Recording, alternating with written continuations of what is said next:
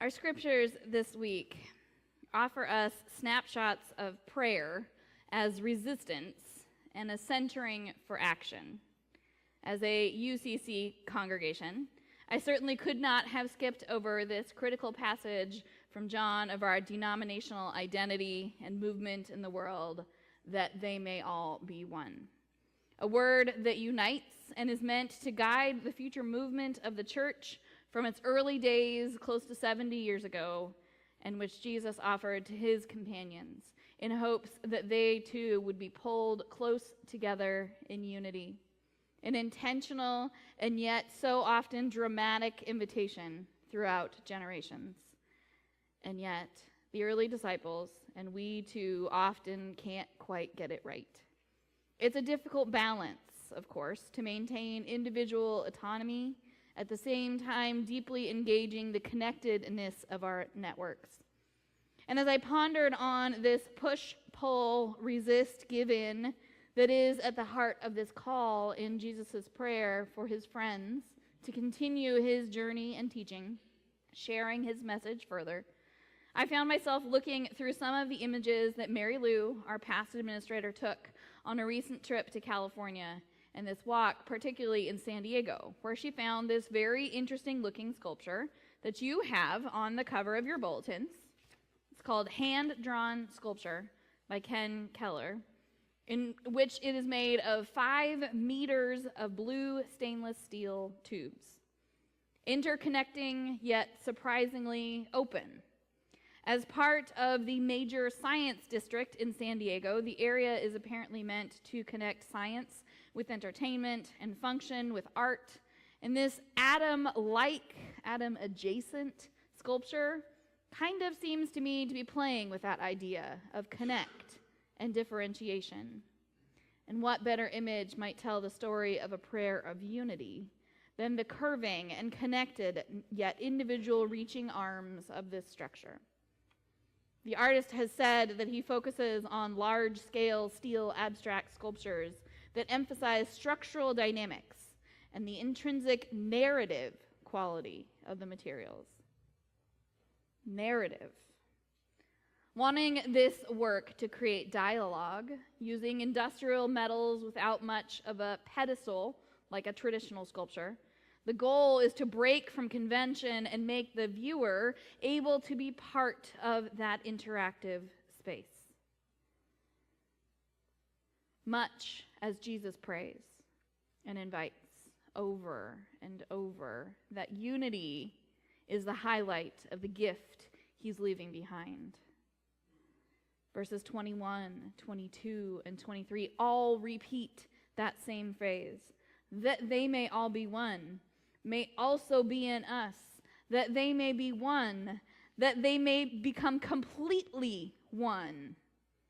Do you think it might be about togetherness? Connecting isn't just the means by which the church can spread. It's the goal of the church, is what seems to be an important highlight of this teaching prayer. So does it go, we are loved, and so we come together? Or is it that we come together and so we are loved? But connection isn't the only thing. Connection was only a way to experience the love that Jesus felt for the divine parent, a constant awareness which pushed him as the son to withdraw from community, to push toward community at other points in his travels. Because unity is hard. Connection isn't homogeneity. It's about knowing what part of the whole you make up and living in gratitude for that portion. Not every foot of the sculpture can be a corner, or it would be a large steel ball. Some need to be longer loops and some smaller loops, and elbow bends and some a nexus core. The eye can follow along in these flat portions of a loop, always knowing that there's another curve just ahead. And this is probably more like life. Because for as much as we may want to find unity at the heart of community, it is just as often, or sometimes more, broken by greed or self-absorption. And if we can be honest with ourselves, the unity we find in Jesus' prayer, in that they may all be one, is itself a way used to often coerce acceptance of a status quo. The structures, the one with the most power, who therefore is the one to set the standard. This kind of oneness has been used by many, and in particular Christians historically and presently, to justify a taking over, a structural siloing of the route to power. There's a certain amount of inclusion that must be accepted, but done without structural change that might upset the possibilities of power on the horizon. But yet, true flourishing, real collective resurrective liberation needs a oneness built through solidarity and accountability, not compliance. In a world that is aching for an end to suffering, an end to hatred and me-first visioning, we crave a we-centered life, built on trust, on truth-telling, forgiveness of wrongdoing, all while we see the pain of war and injury and inequality surrounding us. And I believe we can all say it is hard to maintain a hope for unity in times when hope and love feel scarce. But paradoxically, this is when we need to offer the most hope, the most love, so that it might be reflected back at us. The goal in Jesus' offer of prayer is to build a desire for oneness that includes not just enforced unity, but truth-telling and repair, that we might build collective liberation. Collective liberation might be something along with unity that Paul needed too in that prison cell, profit-taking and earth-shaking conversion. The Gospel of John reveals Jesus' resistance to thinking that division is normal and necessary through his prayer for unity. Paul and Silas resist a socioeconomic norm that says economy is more important than humanity or even personal safety, revealing resistance as a genuine mode of discipleship in the world. At real personal cost, Paul and Silas are taken to jail, injured, and yet find themselves clear enough to sing hymns and to pray with enough fervor that everyone around them listens. Enough that when a way toward collective liberation is made possible in the earthquake, they choose to remain even then. This choice ensures the well-being of the jailer more than those who were jailed. A hard call to remember that privilege is not an excuse to ignore anyone's dignity or humanity. Paul and Silas show their attention to the worth of even the one tasked with keeping them in chains in a counterintuitive choice to remain in that cell.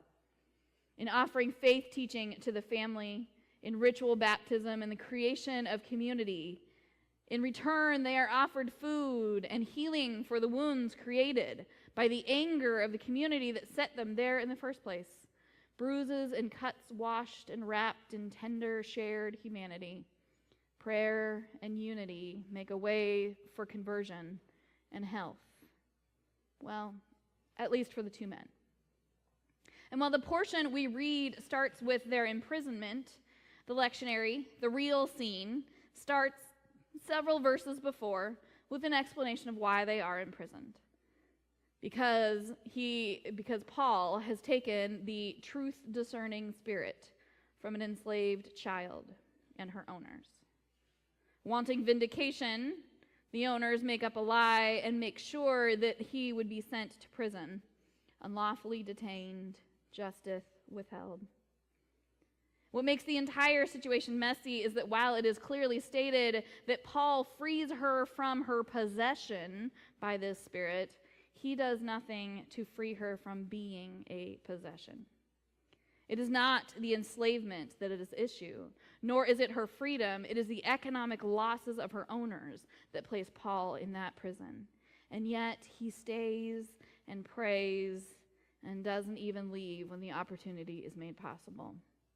And all of those details make the idea of prayer as a unifier a little more sticky, a little more real. For as much beauty and a constant call to action as the prayer of Jesus offers, when the rubber meets the road, will we be able to act with that kind of unity above all? Or will we be frozen with our awareness of how deeply troubling and how much hard work will be needed to live in unity? We are needed to create a collective liberation beyond that of Paul, the great disciple, the church planter, was capable of. To find unity with the enslaved girl as well. And to find unity to call her owners out for their use of her as prophet, for the use of anyone as prophet, for the ways in which they know to use the system to achieve their own satisfaction regardless of the truth or of who might get hurt. We are called to Jesus's creation of liberation that includes those who sat in the cell alongside Paul and Silas and yet who get no washing or offer of food. Because while we are called in Jesus' prayer, in the origins of the United Church of Christ, to seek unity, we are not called to seek unity built on the continuing silence of the marginalized. We are asked, how might this story be seen from that perspective of those who are left behind by Paul and Silas once they do leave the next morning, the false charges dropped? For what have we chosen to imprison others? And how might we work for our liberation alongside all those imprisoned? Salvation and prayer get mixed together with rules and regulations meant to sustain systems, not care for individuals in religions over time. And I think part of the call here is to look with fresh eyes at how the creation of community, of healing, of wholeness can look as we find ways to widen the circle more and more each day. Life is messy, and community must be worked at every day. And there will always be another voice to invite into the song, the hymns of midnight that rise on the Spirit's love. Or as Jesus is quoted today, make it known so that the love with which you have loved me may be in them. We are connected at the hub of love, forever moving between centered and outskirts, and maybe making a space for the energy, the joy of exploration that might show us all those connections we have yet to make. May we all, in this first week of June, this moment of awareness of who and where God's justice and compassion are needed, find ourselves as part of the structure built on that central hub of love.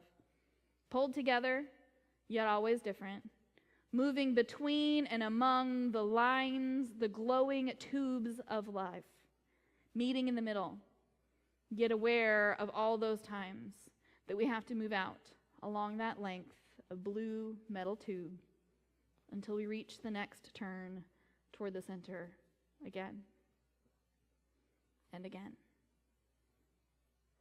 and again. Amen.